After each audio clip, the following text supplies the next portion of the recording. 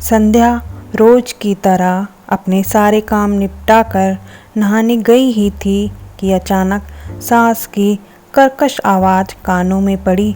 अरे बहू, ओ बहू, कहाँ मर गई? सुनती नहीं हो क्या? रसोई के सारे काम निपटाने के बाद अब नहाने का समय मिला था, लेकिन उसे इस कर्कश आवाज़ की आदत हो चुकी थी। दिन में सास की एक न एक शिकायत उसके कानों में गूंजती रहती थी और आज भी कोई नई बात नहीं थी।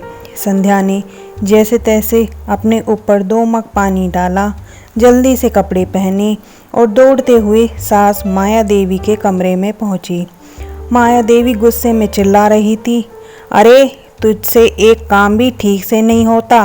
देख, ये पानी कमरे में फैल गया है। पोंछा लगाया था या नहीं?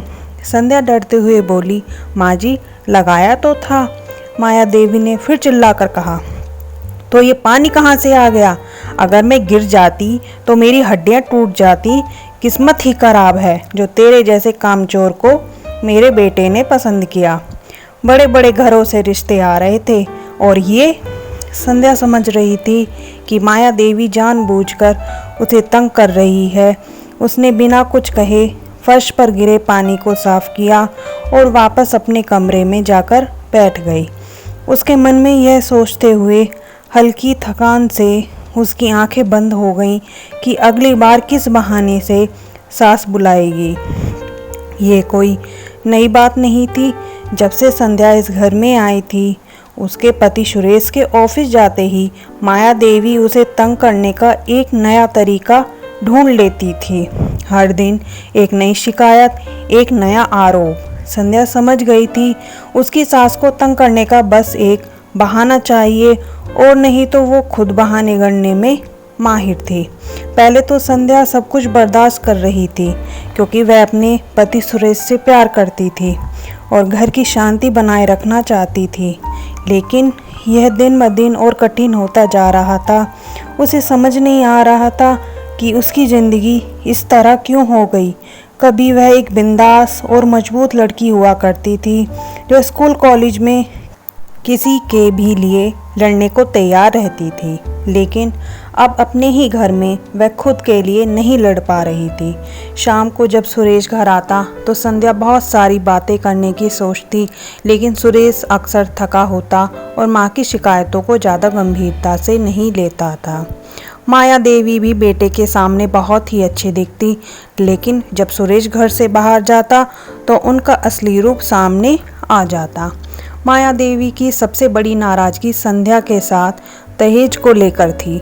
संध्या के माता पिता ने अपनी हैसियत से बढ़कर उसकी शादी में खर्चा किया था, लेकिन माया देवी को कभी संतोष नहीं हुआ।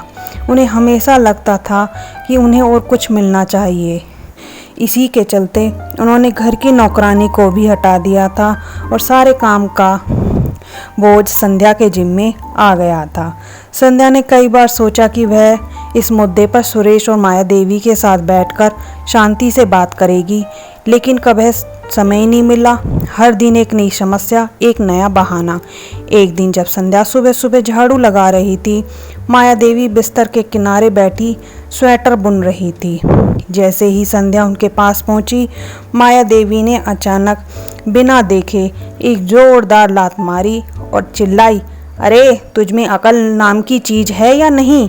मुझे पता है कि मुझे धूल से एनर्जी है, फिर भी यहाँ झाड़ू लगाने चली आई। संध्या ने चुपचाप सब सहन किया, लेकिन जैसे ही वह झाड़ू लेकर थोड़ी और आगे बढ़ी, माया देवी ने फिर से पैर चलाया और इस बार संध्या का सिर दीवार से टकरा गया। संध्या दर्द से करा उठी, लेकिन फिर भी उठने की कोशिश करने लगी। तभी माया देवी ने फिर से उसे लात मारी और इस बार संध्या बेहोश हो गई। माया देवी ने उसे कोसते हुए कहा, अरे मर गई क्या? उठ, अभी काम पड़ा है।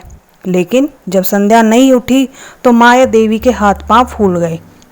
उसने तुरंत सुरेश को फ़ोन किया।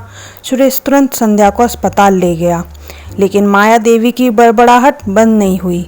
वह अस्पताल में भी कह रही थी, यह सब इसका नाटक है, सिर्फ काम से बचने के लिए। डॉक्टरों की तमाम कोशिशों के बावजूद संध्या की जान नहीं बच पाई। उसके सिर में गहरी चोट लग चुकी थी जिससे उसकी मौत हो गई। सुरेश टूट चुका था और माया देवी को भी कुछ समझ नहीं आ रहा था।